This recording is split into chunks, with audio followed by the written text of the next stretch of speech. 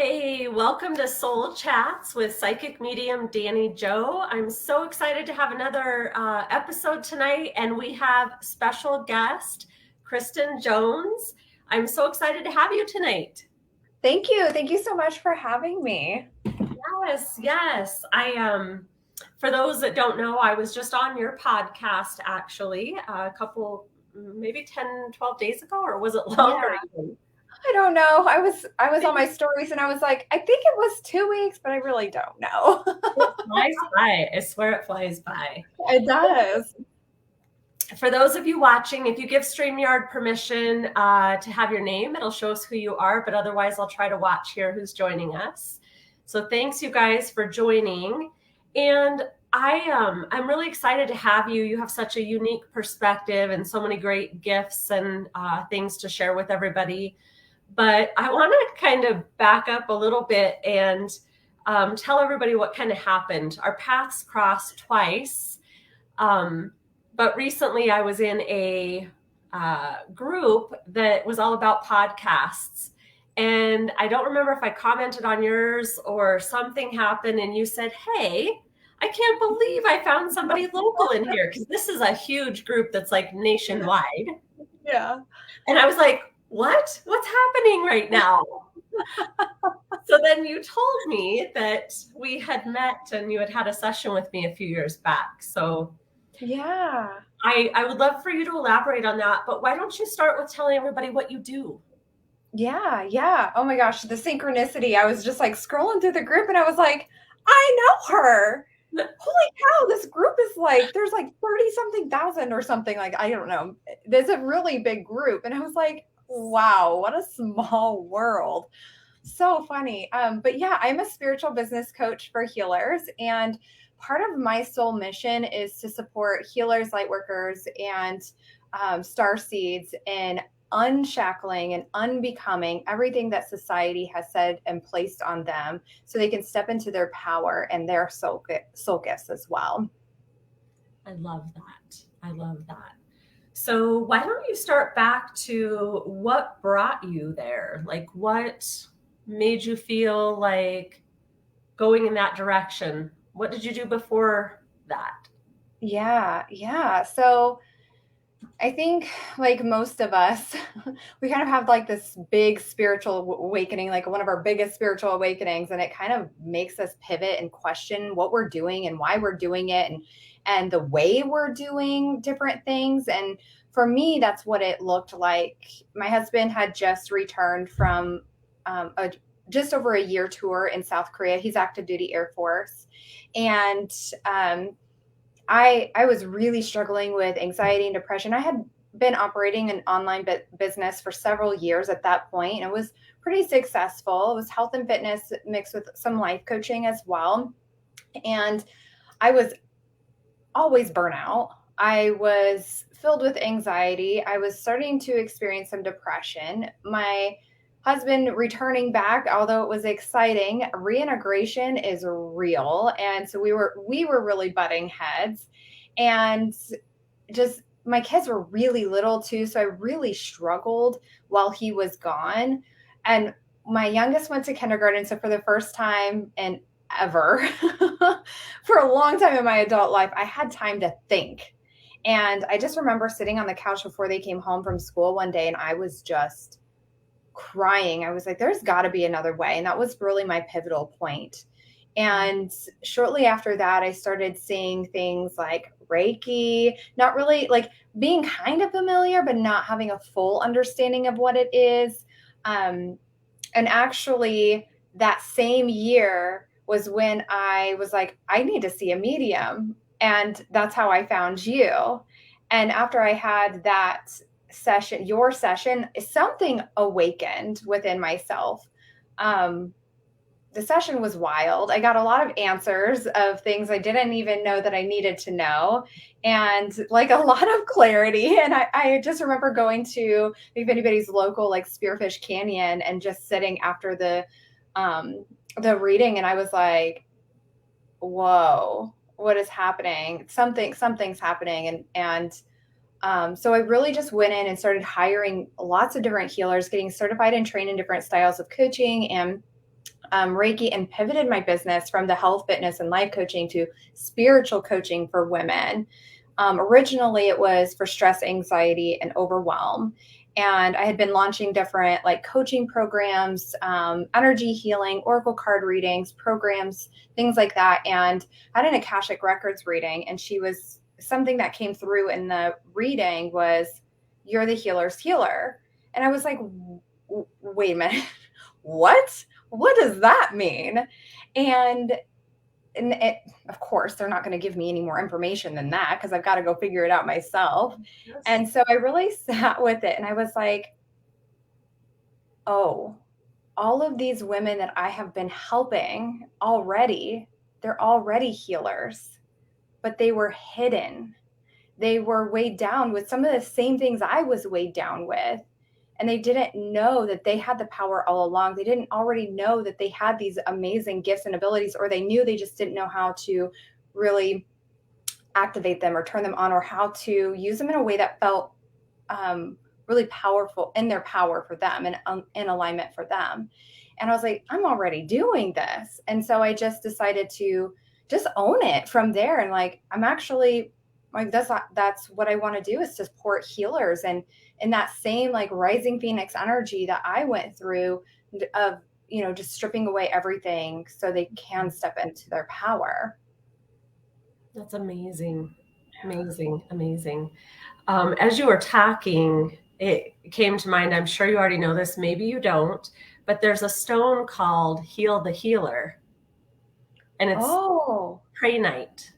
Prehnite, Prehnite. So you might want to get into that. But yes. As you were talking, I was like, oh, Prehnite is her stone, Heal the Healer. I'm going to write that down. Yeah, it's fantastic. It's one of my favorites, honestly. But what a cool thing that you were already doing it, right? And then you just recognized, I'm already in that power. Now I just have to refocus and know how to own that and how to really maximize what you're doing with your clients. Yeah. It's amazing. Yeah. So I have a crazy question. Obviously your husband is military, and we know sometimes military people are kind of stern or staunch or set in their ways, right?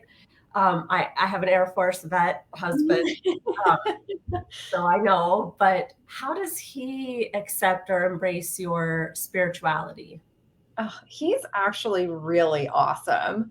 And I like, we've gotten to this point though, but he, in the beginning, I mean, he's always been supportive of whatever adventure I want. Always has had my back.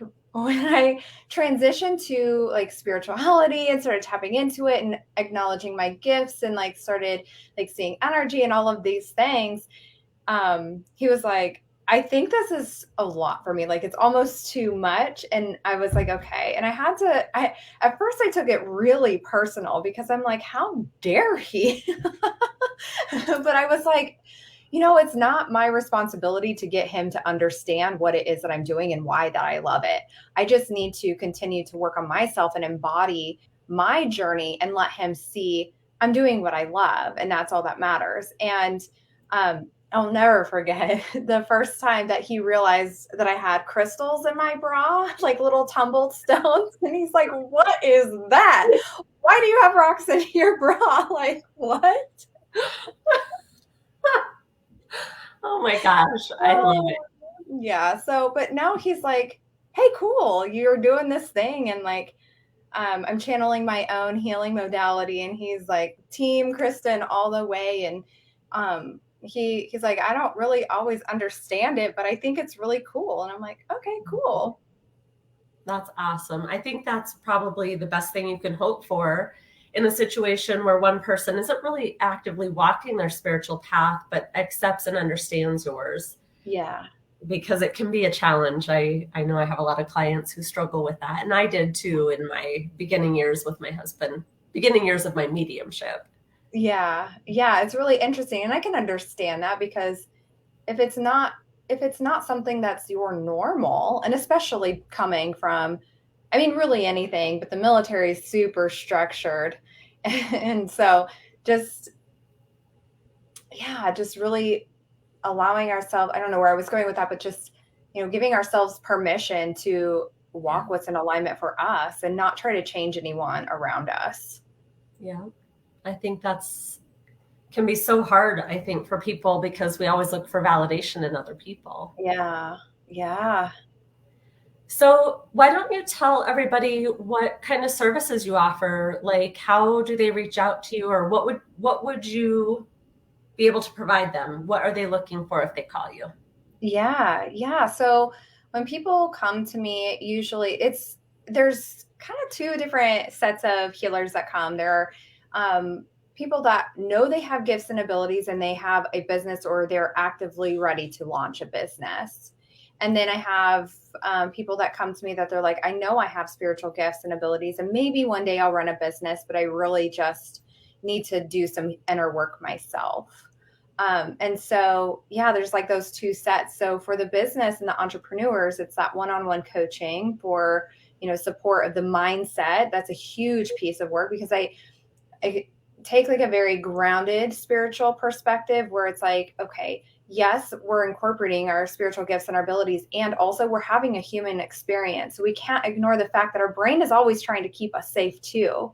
And so there's a lot of like really awesome mindset work that gets to go in there, reprogramming and clearing and freeing, and additional to the spiritual aspects and the soulful strategy.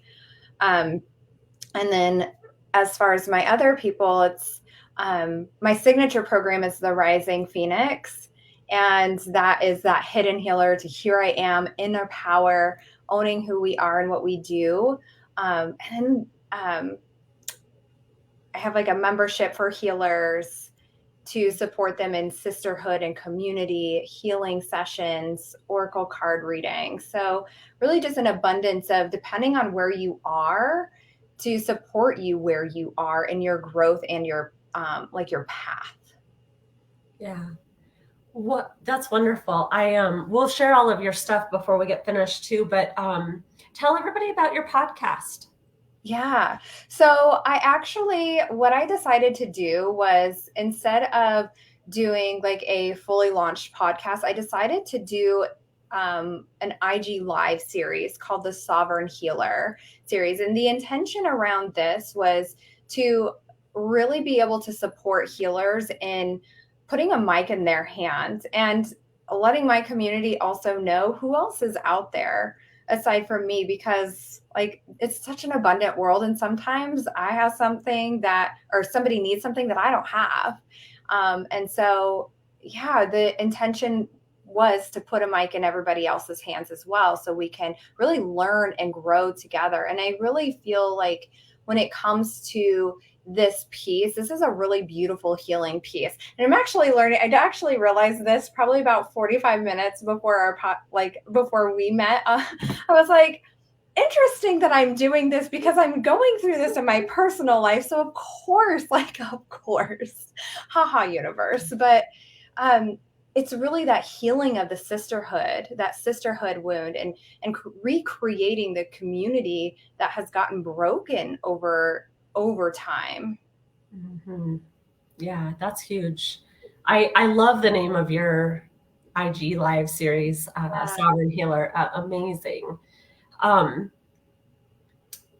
if you were to think of probably the coolest or craziest story of something that's happened to you in spiritual work or even your own kind of synchronicities, what stands out to you? I know so many people are going through life and they have these big moments, aha moments, spiritual signs, clarity. I mean, just, crazy things that happen. And some of them are so empowering for us or amazing to share because they're unbelievable sometimes. But what comes to mind for you? So a few of them actually dropped in, and so I would love to share those.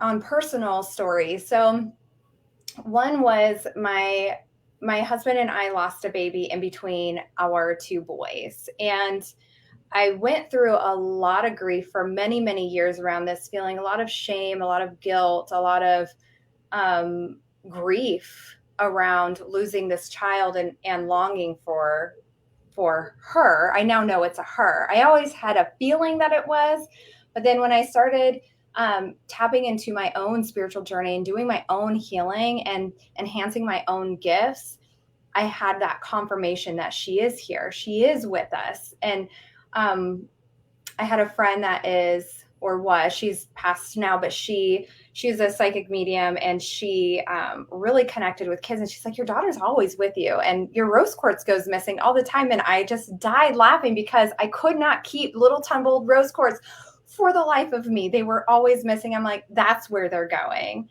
So it was just a really beautiful, like, healing experience to know that what I was witnessing and feeling in my life was actually true, and confirmation of who she is, that she's with us. She's my kid's spirit guide.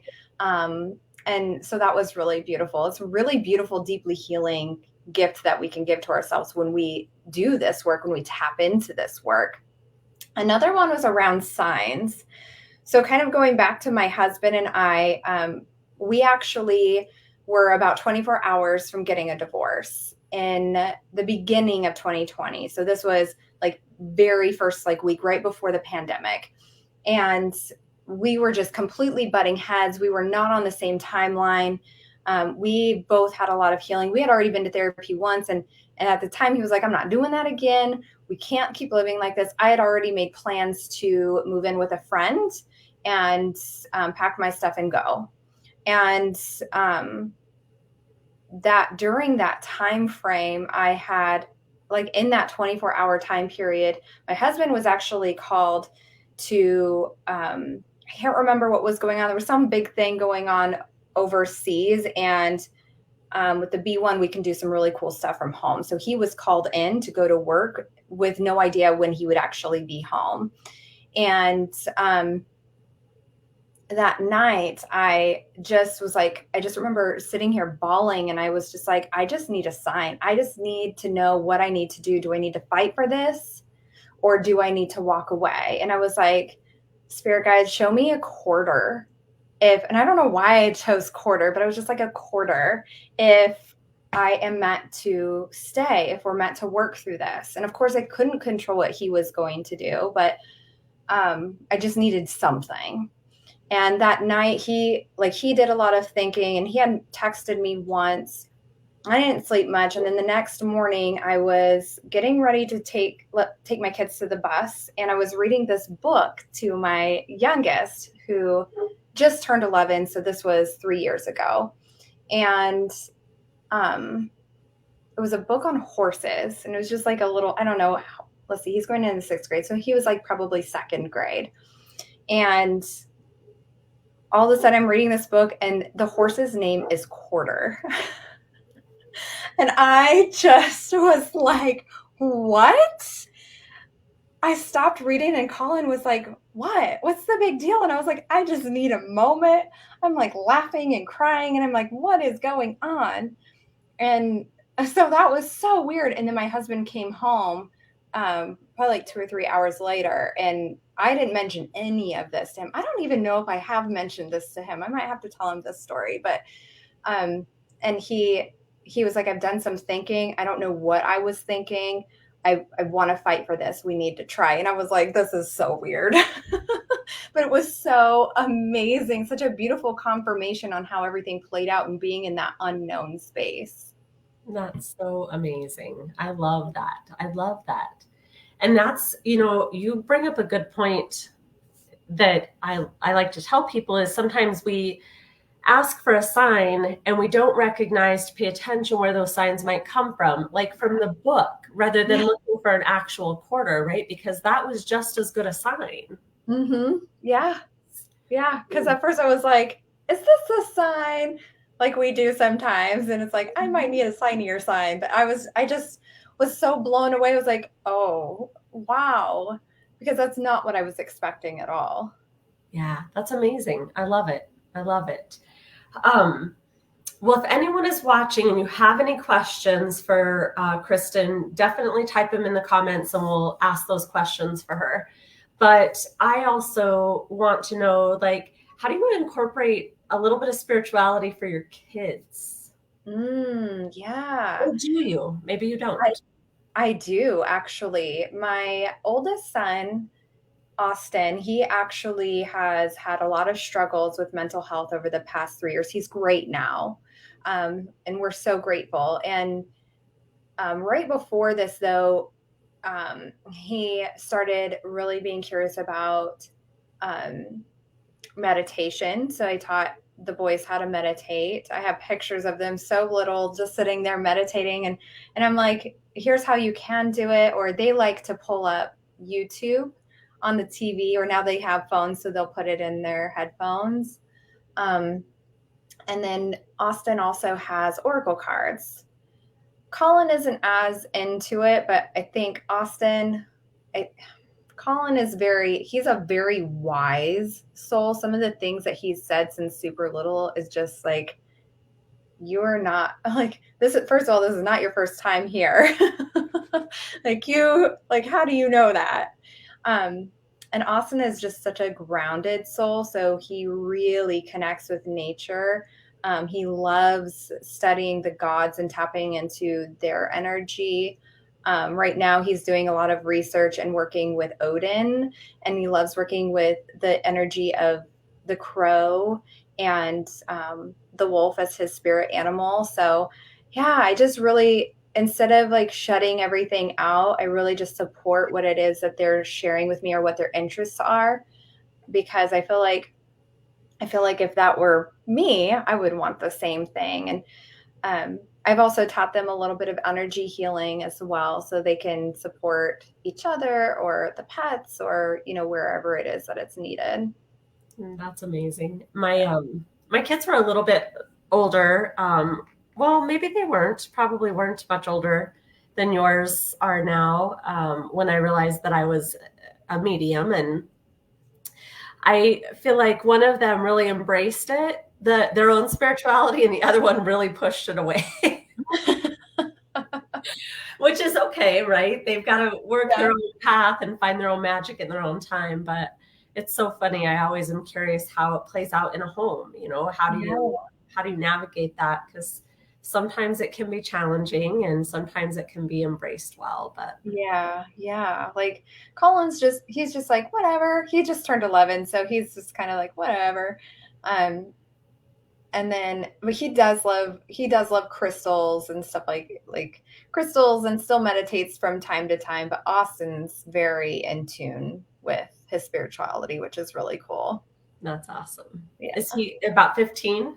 Yeah. My daughter was about 15, I think, when my spiritual path opened, maybe a little bit younger. And I just remember telling her, we're going to work together someday. And she's like, no, we're not. Okay. I'm not going to push that on you. But I do like to tease her about that from time to time since she does Yeah. run my store. But yeah, I love it. Um, so tell me, how do people reach out to you? What are your platforms? How do they find you? Yeah, so I'm most active on Instagram. That one's my jam. I'm in stories every day, pretty much. And I love to do at least once a week. I've started doing like oracle card stories where you can choose a card. So I like to do that too, because that's a really fun way to get people to play. So you can definitely be on the lookout for that. And then my website is andsherises.com. I've got a blog post or blog. I've got several blog posts, but I've got a blog on there. It's a lot of really great resources to support your spiritual path with journaling and healing the witch wound. If you do have a healing business that you want to launch, there's a really great free launch your healing business guide in there to support that as well. Amazing. andsherises.com. Mm-hmm. Okay. I want you to explain, we have probably some people watching who are not embracing their spirituality, or maybe are just starting that. And you talk about the witch wound. So I want Mm-hmm. you to elaborate on that for people who are like, wait, what? What is that? Yeah.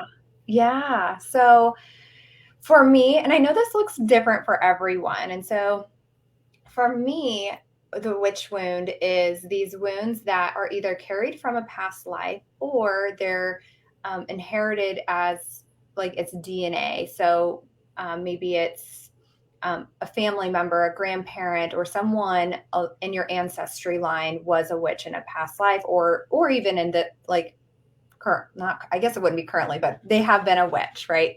And so these wounds are passed down, whether it's soul or ancestral, and they look very common, but sometimes they're very unexplained. And they do affect us in this lifetime. And so this can look like things like, they get really interesting, but some of the more common ones are the fear of being seen and heard.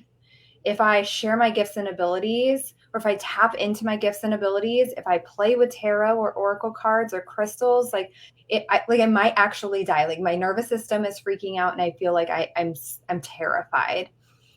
This could look like that. The sisterhood wound. So I kind of mentioned that before, but this is, in my opinion, I don't see a lot of people talking about this one, but in my opinion, I feel like it's super important. And I'm seeing a lot of people really start to come together to heal this one. And this is like women going against each other, where there's like the comparison, there's catty, there's bullying, this disconnection. I'd rather hang out with men than women because men are less dramatic. And it's like, well, but why? Why do I actually feel like that? And so I know for me, I was bullied in my, all through middle school and high school. It was not fun at all. And I'm also like, okay, but like, why are we treating each other like this? And you can backtrack it for several different reasons, but also when we think about it from a soul perspective, and from, when we think about like witch hunts, the tribes turned against each other to save their own lives. Sisters, cousins, friends, daughters were all, looking at each other and turning the other cheek to save their own life when other people were when their loved ones were being persecuted.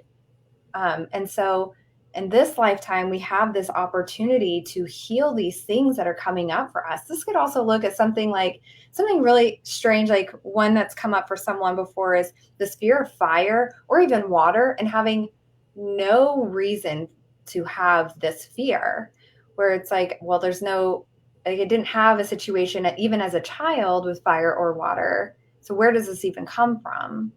Yeah. And so, yeah, and then we have this beautiful power and opportunity to heal that in this lifetime.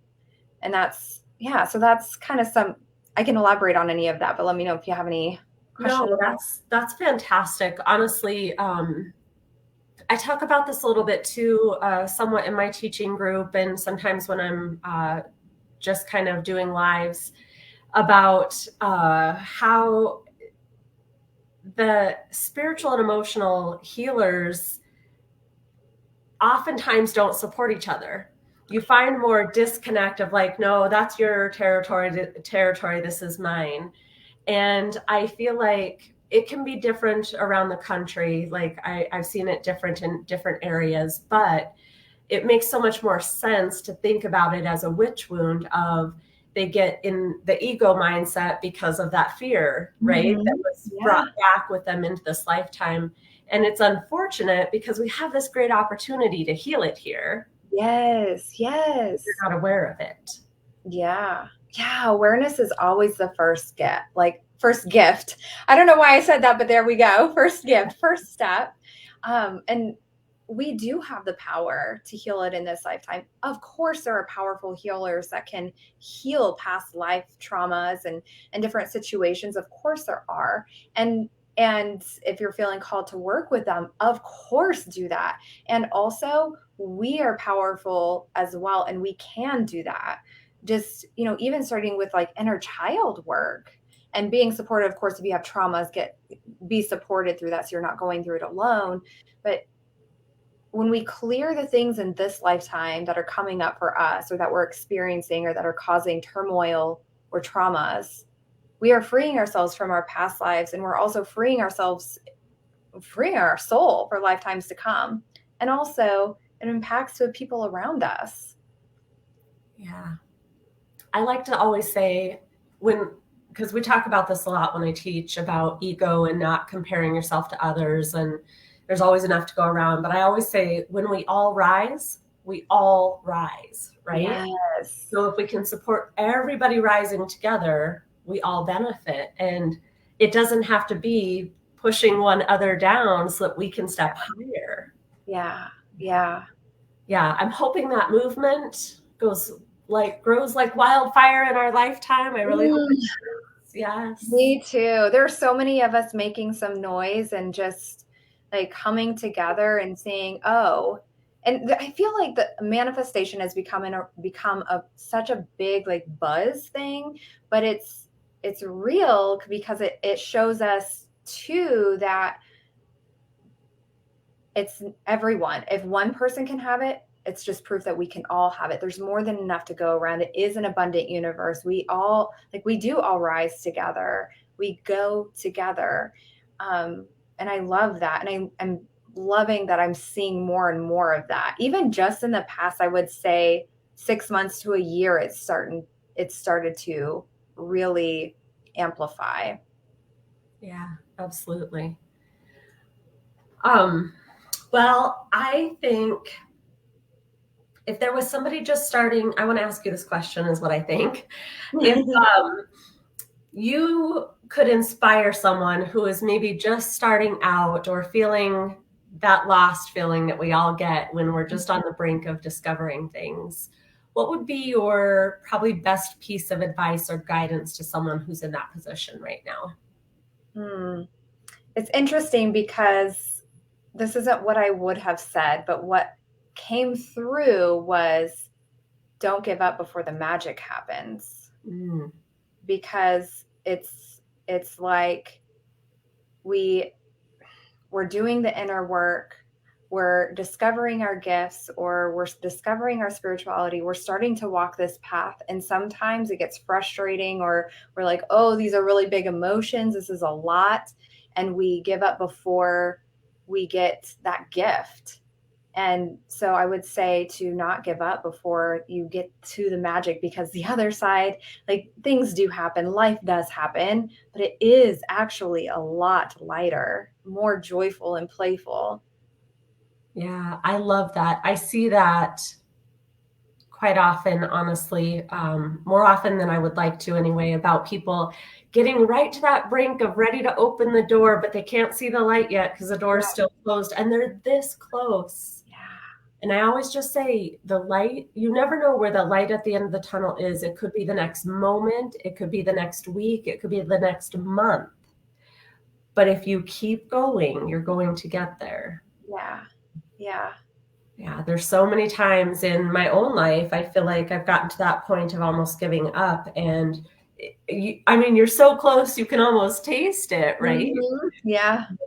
Yeah, it's a hard thing, I think, navigating our actual life, humanness, right? Mhm. And spirituality. It's hard because the human emotions that go along with life are hard.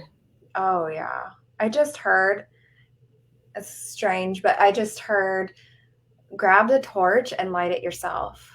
It's almost like you're walking to the tunnel, and it's like almost like like opening your eyes and just being like, actually, where is the light? Where is the sparks?